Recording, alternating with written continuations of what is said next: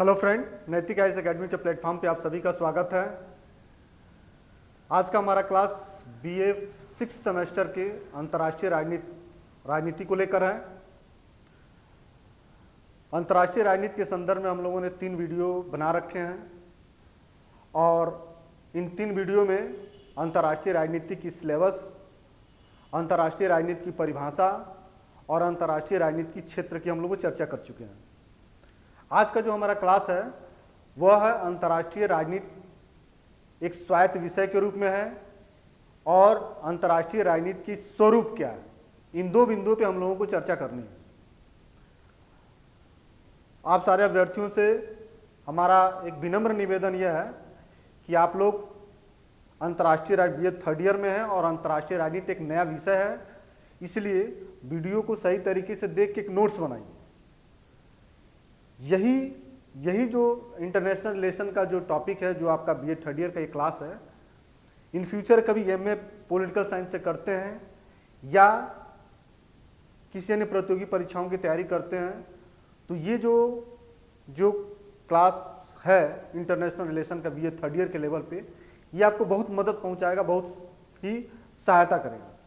तो निश्चित तौर से जो लोग गंभीर हैं, जो लोग पढ़ाई करते हैं, वह इसको काफ़ी अच्छे तरीके से पढ़ें और उन्हीं से हमारी आशा है कि वो बहुत अच्छे तरीके से इसकी नोट्स भी बनाएं और हमें जो है किसान पीजी कॉलेज में मिले और उसको दिखाएं।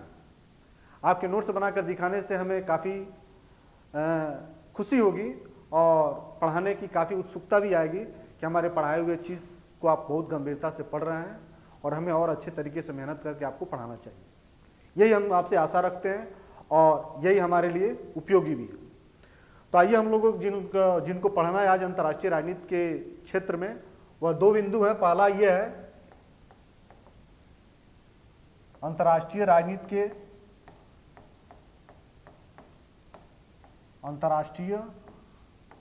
राजनीति एक स्वायत्त विषय के रूप में, एक स्वायत्त विषय के रूप में, एक स्वायत्त विषय के रूप में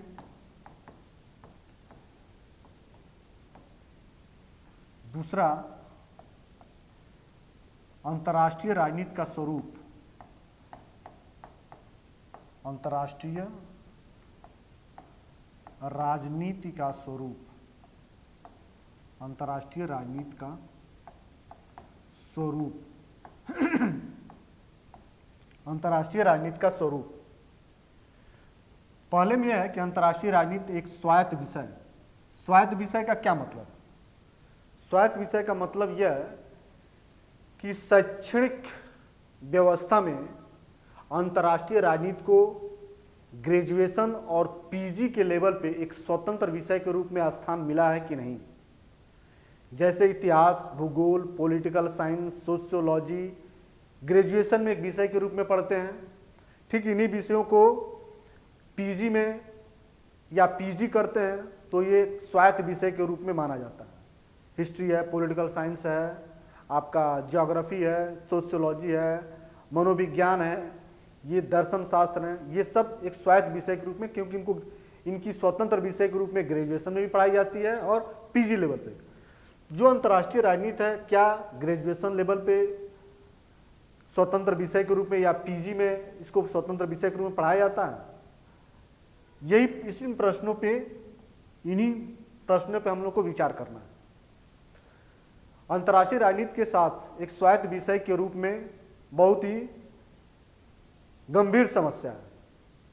पार्कर और पार्किंस ने, पामर और पार्किंस एक विचारक हैं, पामर और पार्किंस, हम लोग को ज्यादातर विचारकों के नाम को पढ़ना है। पामर एवं पार्किंस, पामर एवं पार्किंस ने कहा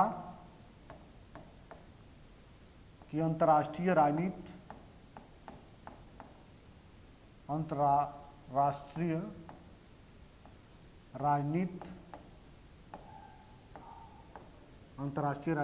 एक स्वायत्त विषय है, एक स्वायत्त विषय है। अंतर्राष्ट्रीय राजनीति एक स्वायत्त विषय है। पामर और पार्किंस ने तो मान लिया है कि अंतर्राष्ट्रीय राजनीति एक स्वायत्त विषय है, लेकिन जीर्मन एक विचारक हैं, जीर्मन, इन्होंने कहा कि यह स्वायत्त विषय नहीं है, स्वायत्त विषय नहीं है। ठीक है, इन दोनों कथनों में सच्चाई है, दोनों कथनों में अपने अपने सच्चाई है समय को लेकर। अंतर्राष्ट्रीय राजनीति एक स्वायत्त विषय है, यह 1945 के बाद, और स्वायत्त विषय नहीं है, यह 1945 के पहले। जीर्मन ने जो ये बात कहा कि अंतर्राष्ट्रीय राजनीति एक स्वायत्त विषय नहीं है, ये वास्तव में 1945 के पहले अंतर्राष्ट्रीय राजनीति की कोई स्वतंत्र विषय के रूप में पढ़ाई नहीं होती थी, बल्कि जो इतिहास के प्रोफेसर होते थे, इतिहास पढ़ाने वाले विद्वान होते थे, वही लोग अंतर्राष्ट्रीय राजनीति को अपने विषय के साथ पढ़ाते थे। लेकिन 1919 के बाद वेल्स विश्वविद्यालय, अमेरिका के वेल्स विश्वविद्यालय में इसे ग्रेजुएशन के लेवल पे पढ़ाने के लिए एक स्वतंत्र विषय के रूप में पढ़ाने की मान्यता मिली। और प्रोफेसर जीर्मन जो ये कहते हैं कि एक स्वायत्त विषय नहीं है, ये इतिहास के प्रोफेसर थे और इनको पहली बार अंतर्राष्ट्रीय राजनीति का आचार्य जो है नियुक्त किया गया। तो अंतर्राष्ट्रीय राजनीति के प्रथम प्रोफेसर जो है जीर्मन बने, जो इतिहास के विषय के जानकार थे, और 1919 के बाद, विशेषकर 1945 के बाद, इसे अंतर्राष्ट्रीय राजनीति को ग्रेजुएशन लेवल पे ही नहीं, बल्कि इतिहास, भूगोल, पॉलिटिकल साइंस की तरह पोस्ट ग्रेजुएशन में भी स्वतंत्र विषय के रूप में मान्यता मिलना शुरू हो गया। सभी विश्वविद्यालयों में तो नहीं, लेकिन महत्वपूर्ण विश्वविद्यालय में इसे अंतर्राष्ट्रीय राजनीति को एक स्वतंत्र विषय के रूप में मान्यता मिल चुकी है। भारत में यदि देखा जाए तो भारत में जेएनयू, जवाहरलाल नेहरू विश्वविद्यालय दिल्ली में इसे स्वतंत्र विषय के रूप में मान्यता मिली हुई है। ग्रेजुएशन लेवल पर भी ये स्वतंत्र विषय के रूप में इसको पढ़ाया जाता है, और पीजी के लेवल पे भी इसको एक स्वतंत्र विषय के रूप में मान्यता मिली हुई। स्वतंत्र विषय के रूप में, स्वायत्त विषय के रूप में मान्यता मिलने की बात, ये दो चार जो तथ्य हैं, ये हमको परीक्षाओं की दृष्टि से बहुत ही इंपॉर्टेंट है, जो बता दिया गया। अब हम लोग आते हैं कि अंतर्राष्ट्रीय राजनीति विषय की स्वरूप क्या है। तो स्वरूप की चर्चा करते समय इस बात की चर्चा होती है कि राजनीति शास्त्र विज्ञान है या विज्ञान नहीं है। इन्हीं दो प्रश्नों पे हम लोगों को चर्चा करना है, ताकि अंतर्राष्ट्रीय राजनीति के स्वरूप को हमको क्या करना है, अच्छी तरीके से समझ में आ जाए। अंतर्राष्ट्रीय राजनीति का स्वरूप,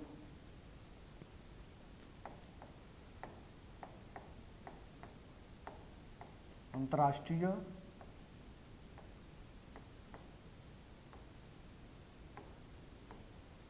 राजनीति का स्वरूप, अंतर्राष्ट्रीय राजनीति का स्वरूप। अंतर्राष्ट्रीय राजनीति पहला है, कुछ लोग इसे विज्ञान मानते हैं, कुछ लोग विज्ञान नहीं मानते हैं। तो जो लोग अंतर्राष्ट्रीय राजनीति को विज्ञान नहीं मानते हैं, पहले उनकी चर्चा की है। उनकी बात में ज़्यादा सच्चाई है। कारण क्या है कि बहुत लंबे समय तक अंतर्राष्ट्रीय राजनीति एक स्वतंत्र विषय के रूप में था ही नहीं। 1945 के बाद इसे स्वतंत्र विषय के रूप में मान्यता मिली। अब मान्यता तो मिल गई है, तो बहुत बड़ी समस्या इसके स्वरूप को लेकर है। इसे विज्ञान माना जाए या मानकीय विषय माना जाए। जितने सामाजिक विषयों के विषय हैं, मैक्सिमम उनको सामाजिक विषय में रखा गया है, लेकिन इसकी महत्ता को, इसके महत्व को स्थापित करने के लिए, इसे विज्ञान का रूप देने के लिए विद्वानों ने बहुत भरसक प्रयास किया है। हम लोग जो है पहले उन विचारकों को पढ़ेंगे जिन लोगों ने अंतर्राष्ट्रीय राजनीति को विज्ञान नहीं माना, उनको पढ़ेंगे। अंतर्राष्ट्रीय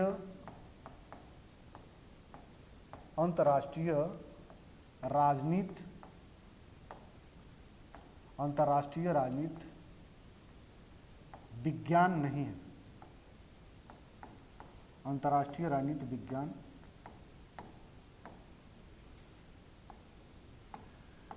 अंतर्राष्ट्रीय राजनीति विज्ञान नहीं है। इसके बारे में हम लोग को पढ़ना है। अंतर्राष्ट्रीय राजनीति विज्ञान नहीं है। इसके जो है सबसे पहले केनेथ थॉमसन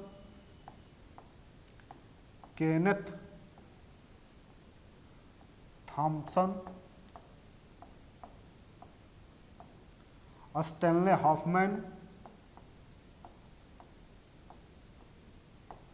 स्टैनले हॉफमैन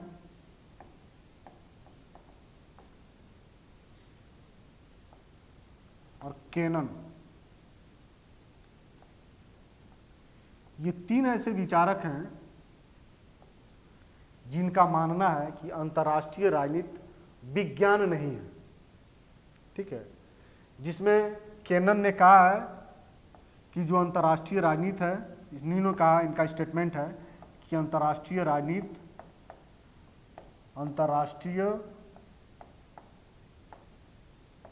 राजनीति विज्ञान नहीं है, विज्ञान नहीं है, इन्हें मानकीय विषय की श्रेणी में रखा जाए, इन्हें मानकीय विषय की श्रेणी में, मानकीय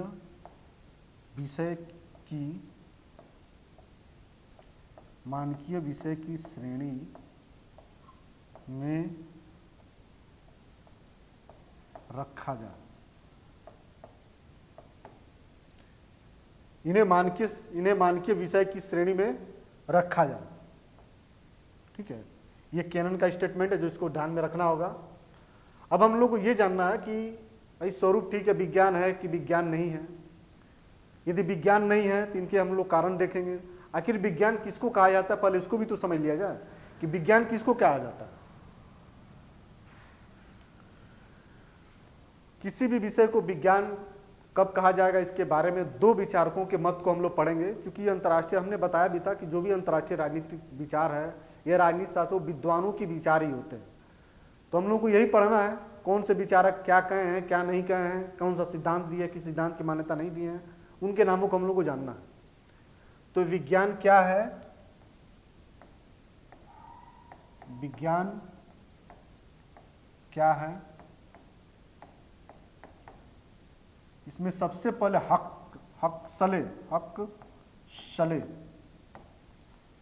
एक ऐसे राजनीति विचारक हैं जिन्होंने कहा ऐसे विषय विज्ञान हैं, ऐसे विषय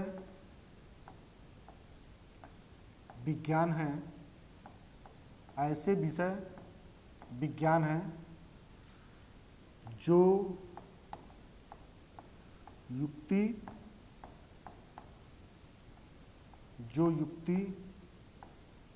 एवं साक्ष्य पे आधारित हो।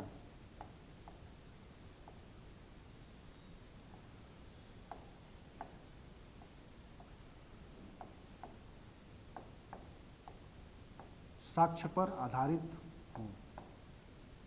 ठीक है, हक्सले ने बताया कि ऐसे विषय विज्ञान होते हैं जो किस पे आधारित होते हैं, युक्ति पे आधारित हो या साक्ष्य पे। साक्ष्य और विदित पे आधारित ज्ञान को ही विज्ञान कहा जा सकता है, ऐसा मानना हक्सले का। हक्सले के बाद जो दूसरा विचारक है सैपार्ड ने कहा कि किसी भी ज्ञान को विज्ञान की श्रेणी में रखने के लिए इसके लिए दो तीन बातों का होना जरूरी है। और दो तीन बातें कौन है सैपार्ड के अनुसार? सैपार्ड पहला बताया ज्ञान संक्षिप्त होनी चाहिए, संक्षिप्त, सुसंगत,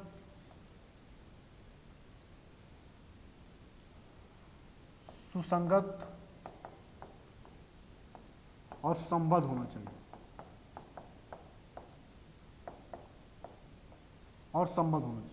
ज्ञान कैसा होना चाहिए? संक्षिप्त, सुसंगत और संबद्ध होना चाहिए। दूसरी बात इन्होंने बताया क्रमबद्धता होना चाहिए, क्रमबद्धता होनी चाहिए,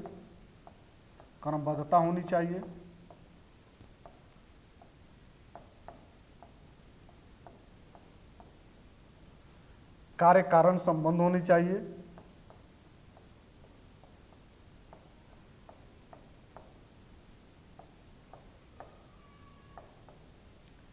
कार्य कारण संबंध होना चाहिए,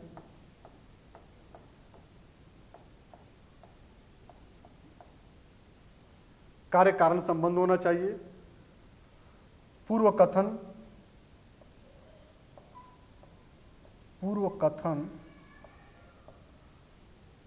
देने में सक्षम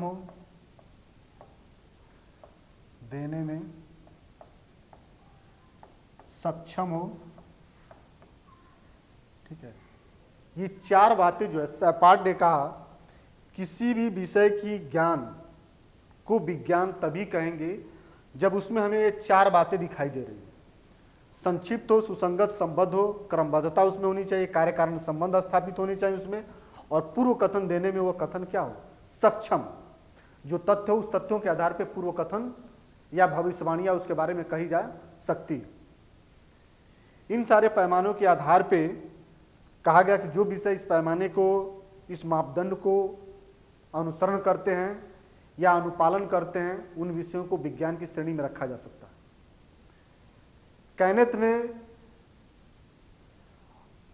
कैनेथ थॉमसन, स्टैनले हॉफमैन और कैनन ने इसे विज्ञान नहीं माना। इन्हीं मापदंडों के आधार पर अंतर्राष्ट्रीय राजनीति में पूर्व कथन नहीं दिया जा सकते, भविष्यवाणी नहीं किया जा सकता है, इसकी अध्ययन में की विषय वस्तु अभी सुनिश्चित नहीं है, क्रमबद्धता ही नहीं है, जो विषय वस्तुएं हैं उसमें कार्य कारण या सामान्यीकरण नहीं बताया जा सकता है, कार्य कारण में संबंधी स्थापित नहीं किया जा सकता है। ये सारे पैमाने ये बताते हैं कि उसमें जो है इसे विज्ञान की श्रेणी में नहीं रखा जा सकता। ठीक, लेकिन ऐसा कहना पूरी तरीके से उचित नहीं है। ये तो उन विषयों को उस विज्ञान माना है जो प्राकृतिक विषयों के विज्ञान है। प्राकृतिक विषयों को इस पैमाने पे उतरने पर ही उसे विज्ञान की श्रेणी में रखा गया।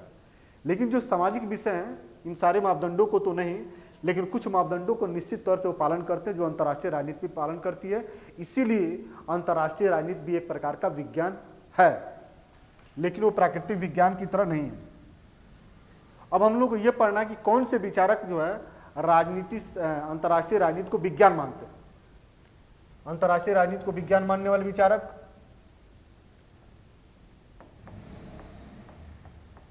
अंतर्राष्ट्रीय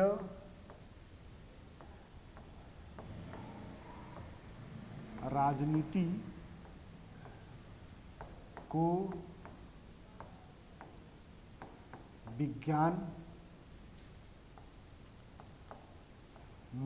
वाले विचारक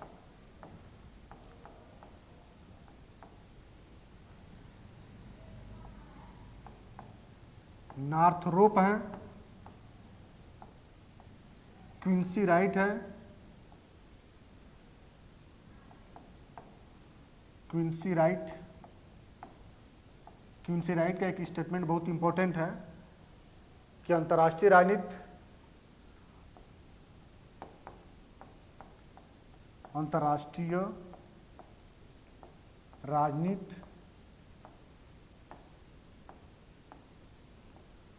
विज्ञान नहीं है,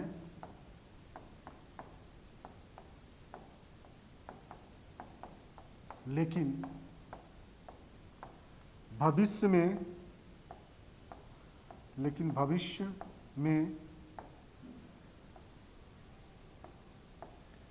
विज्ञान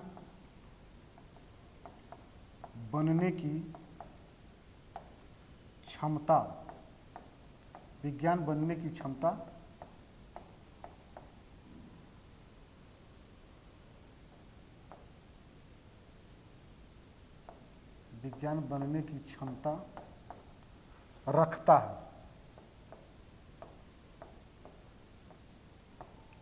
ठीक है, क्विंसी राइट का स्टेटमेंट है। तो राष्ट्रीय राजनीति को विज्ञान मानने वालों में जो है नॉर्थरोप है, क्विंसी राइट है, और भी विचारक हैं जिनको देख लेते हैं। इसमें जो है मार्गेनथाउ भी है,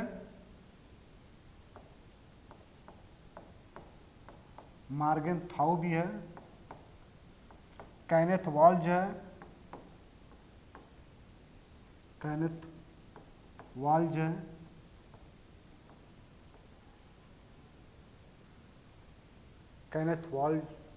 है। ये सारे विचारक जो है अंतर्राष्ट्रीय राजनीति को विज्ञान की श्रेणी में रखने के लिए जो प्रस्तुत साक्ष्य हैं उसके आधार पर इसे विज्ञान मानते हैं। अंतर्राष्ट्रीय राजनीति को विज्ञान मानने वाले, विज्ञान न मानने वाले विचारकों की बात सुनने के बाद हम लोग इस निष्कर्ष पर पहुंचेंगे कि अंतर्राष्ट्रीय राजनीति प्राकृतिक विज्ञान के समान तो विज्ञान नहीं है, लेकिन निश्चित तरह से इसमें क्रमबद्धता है, सुव्यवस्थित तरीके से अध्ययन है, इसकी विषय सामग्रियाँ खोज ली गई हैं। इन विषय सामग्रियों के आधार पर अंतर्राष्ट्रीय घटनाओं को भविष्यवाणी भी की जाती है। अंतर्राष्ट्रीय घटनाओं के समस्याओं के समाधान में एक नया सिद्धांत और नियमों का भी निर्माण किया जाता है। इस तरीके से कहा जाए कि अंतर्राष्ट्रीय राजनीति एक विज्ञान की श्रेणी में है। ठीक है, ये निष्कर्ष के रूप में हम लोग रहेगा। ये दोनों बातें समाप्त होने के बाद अब हम लोग जो है जिस निष्कर्ष पे पहुंचेंगे, पहला वो इस निष्कर्ष है कि हम लोग का जो पहला यूनिट का अंतर्राष्ट्रीय राजनीति की परिभाषा, क्षेत्र और स्वरूप, ये समाप्त होने के बाद हम लोग अंतर्राष्ट्रीय राजनीति के अध्ययन की जो अप्रोचेज है, उन अप्रोचेज के हम लोग को पढ़ना है। एक और बात फिर से हमने बता देता है, आपको हम बता देते हैं कि यूनिट फर्स्ट समाप्त होने के बाद ही हम जो है कुछ इंपॉर्टेंट क्वेश्चन का सॉल्यूशन करें, क्योंकि इस बार जो है बाद में नहीं, पढ़ाई के साथ साथ ही हम लोग क्वेश्चन को भी सॉल्व करते जाना है और अंतर्राष्ट्रीय संबंध को तो पूरा का पूरा पढ़ाना है। इसके बाद से जो है आपको इंडियन समय बचता तो इंडियन पॉलिटिकल थॉट को भी पढ़ाएंगे। ठीक है, इन सब बातों के साथ अब हम लोग कल जो है, कल के वीडियो के थोड़ा ये मार्च वाला जो मंथ है, इस मंथ में हम लोग थोड़ा इरेगुलर हैं, रेगुलर आपको वीडियो नहीं मिल पा रहा है, लेकिन जैसे ही अप्रैल आएगा तो आपको वीडियो रेगुलर ही मिलेंगे। और ये मान के चलिए कि अंतर्राष्ट्रीय संबंध हमको पढ़ाना ही पढ़ाना है, चाहे वो वीडियो आपको 2 दिन 3 दिन 1 दिन के अंतराल पर मिले, लेकिन मिलेंगे श्योर। जितना मैंने कहा कि क्वेश्चन इतना सॉल्व कराऊंगा तो कराऊंगा ही, अंतर्राष्ट्रीय संबंध खत्म करेंगे तो खत्म करेंगे ही। हाँ, ये हो सकता है कि रेगुलरिटी की थोड़ी सी अभाव हो, ये हो सकता है, लेकिन होगा श्योर, कहे हैं तो होगा श्योर। ठीक है, इन सब बातों के साथ मैं अपनी बात को समाप्त करता हूँ। कल जो है अंतर्राष्ट्रीय अध्ययन के स्टडी, अंतर्राष्ट्रीय राजनीति के अध्ययन की जो पद्धतियाँ हैं, जो अप्रोचेज हैं, जो थ्योरीज हैं, एक एक करके हम लोग चर्चा करेंगे। धन्यवाद।